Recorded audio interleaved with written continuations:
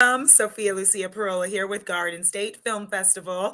It is our 22nd annual Garden State Film Festival this year, March 21st through March 24th. You can check out 200 films from 14 countries, all various different types of films, and you can see them in Asbury Park, New Jersey and Cranford, New Jersey. One of the films you can check out is a short film called The Naming of Things. The Naming of the Things. That is the real title, The Naming of the Things, guys. Here to talk with me about this beautiful film is Gotti Rubin, the writer, director, producer, and lead in the film. Gotti, thank you so much for joining me and Oh, congratulations. thanks. Thanks for having me. Of course, my pleasure. I'm so excited to talk to you about the making of your film. But before we get into it, can you tell our audiences a little bit about yourself? Sure. I'm Gotti. I'm living in New Jersey now, and I spent most of my life in the New Jersey area, so it's cool to show my film in Asbury Park. And I actually used to babysit for two kids in Asbury Park for like 2 summers, and I would take them down to the beach and walk through, and it's such a cool place and cool history, of course, Bruce Springsteen and all that. So it's super cool to be a part of kind of that culture. I'm primarily, my background is TV and film acting, and this is my writing and directorial debut. I really wanted to give it a shake, and it's really cool to see it appearing in film festivals. Wow, congratulations. Yeah. Did not know that this was your debut. Mhm. And that is just phenomenal that this is the first film of your new filmmaking career. So congratulations to you about that. Can you tell us a little bit about the naming of the things and the inspiration for making it? Sure. There were just so many Shivas that I ended up going to over COVID and before, and I spent a lot of time looking around and trying to understand, what is this? What does this mean to us? What goes on? And I wanted to capture the little things and the little bits of culture that make Shivas what they are. Obviously, there's grief and there's loss and there's processing of that, but there are also bagels. And why does everybody bring bagels? Why are there 400 bagels in this house? Why don't they communicate before they bring them? Because now we have to give them to the fire department or so.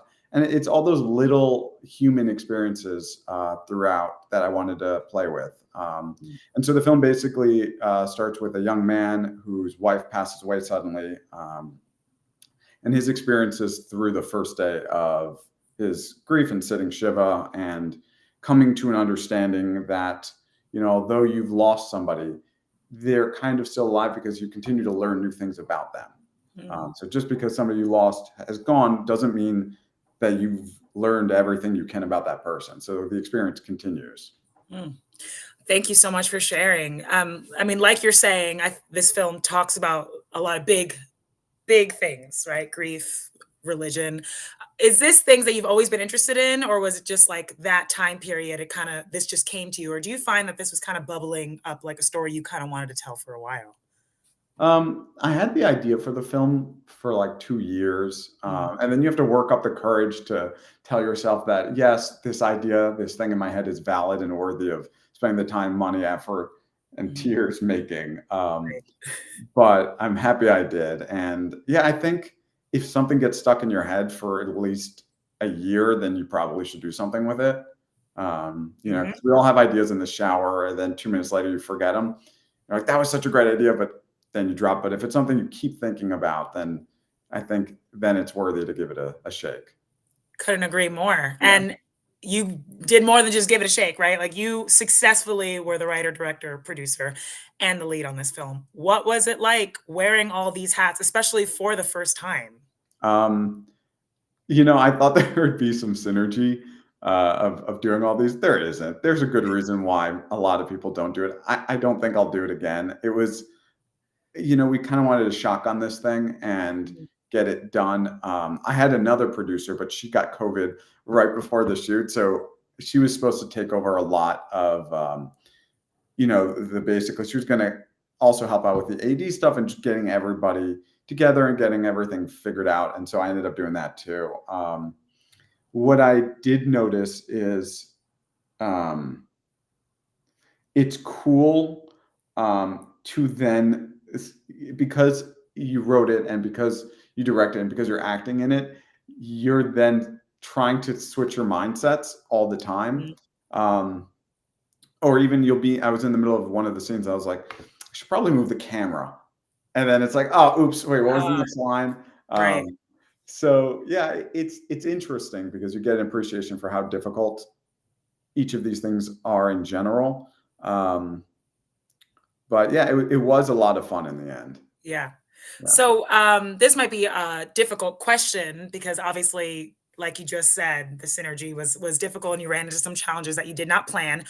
What would you say when wearing all these hats? What was like that best part for you? What was the hardest part for you? Like the hardest Um, hat of them all to wear? the best part was having that God's eye view of everything, of understanding, hey, I need this shot, I need this piece for this thing, in a way that generally, where my background is acting, is you're not Mhm. responsible for the rest of the story. Especially, I've done a lot of TV work, and you're just responsible for, if you get a co-star or guest star, you're responsible for a little slice of the story, but Mhm. you know the rest of the cast and director are responsible for everything else. So it was cool to see, um, the totality of responsibility. Right.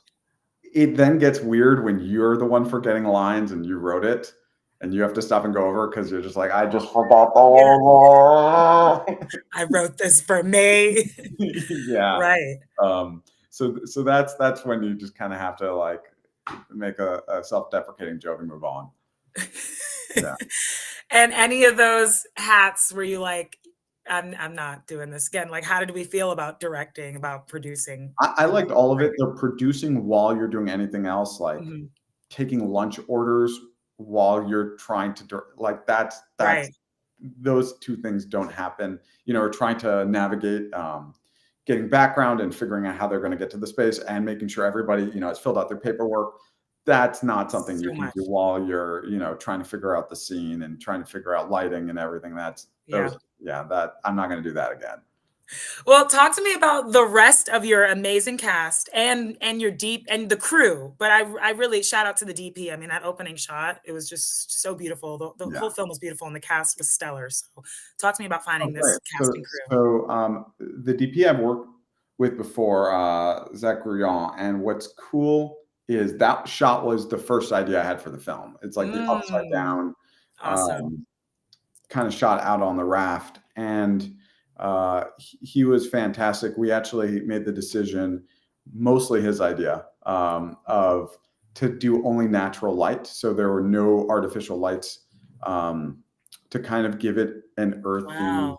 um, intimate feeling, because we didn't want, especially inside with Shiva, you didn't want to glam it up. You didn't Mm, want to else and be like, look at this. I think we had a flag. I think that's about it. wow. So that was great. Uh, yeah, the rest of the cast, they were, Jonathan Lipnick, played who he played the Nutnik, and he's fantastic. He's actually a rabbi, and an actor, which is great. Couldn't And have cast better for that, I'm sure. yeah, and Yuri was a friend of mine who plays, uh, yeah, who plays opposite me. Is We actually work with the same coach, and it was great. My brother actually AD'd, was the assistant director, and my wife helped a lot with, the production design in general and set dressing. And shout out to Catherine Hogan, who was my producer, who helped me throughout all of it. And she's also an actress friend of mine.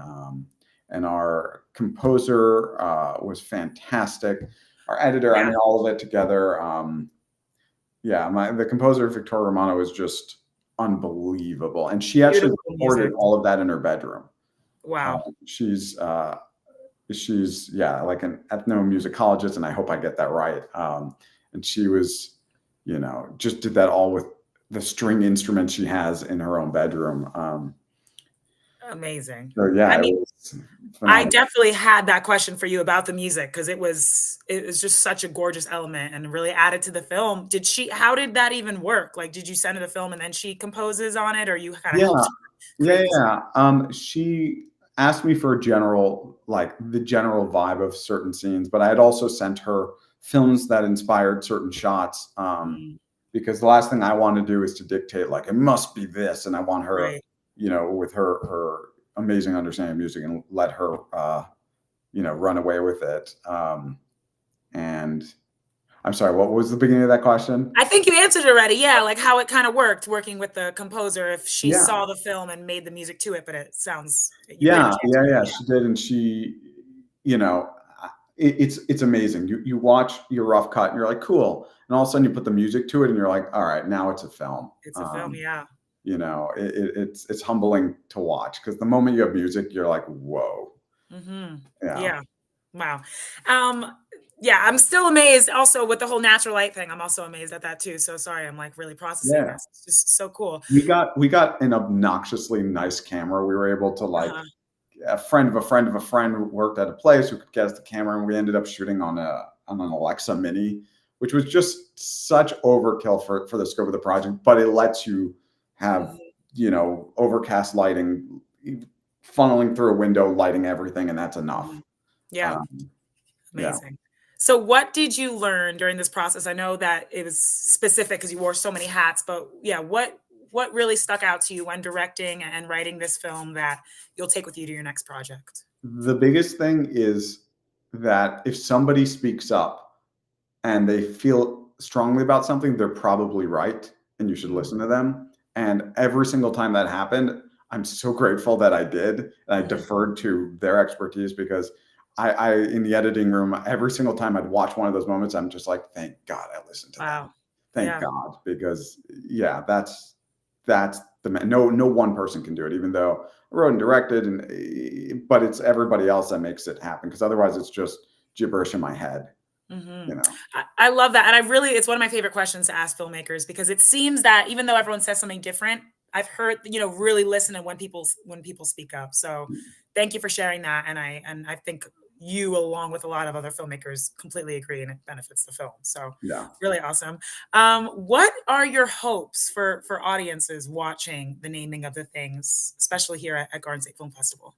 Somebody told me this thing a long time ago, and it keeps coming back, which is short films are more about the conversation they start after than the film themselves. Mm, Somebody told me that, and I really like that idea of, um, you have such a brief moment into whichever world you create, right? A feature film, you're saying they're 90, 120. If it's Oppenheimer, 700 minutes. right. Right? It's an entire lifetime with these Exactly. people, right? Where, my film is a hair under 10. So you're in and out very quickly. But it's whatever image stands out. If it's the guy upside down on the raft, like you pointed Mhm, out, and what does it make you think about afterwards? I think that's the most important thing for short films. Um, mhm, because you can't tell a three-act story. You can't, you know, you're not going to have a big, car chase scene with a transformer. You just can't do any of that. mhm. So yeah, what does it make you think about? What do you talk about in the car on the way home is the most important thing, I Absolutely. think. Yeah. I love that. I'm very excited to hear the conversations that our Garden State Film Festival audience will have after watching your short.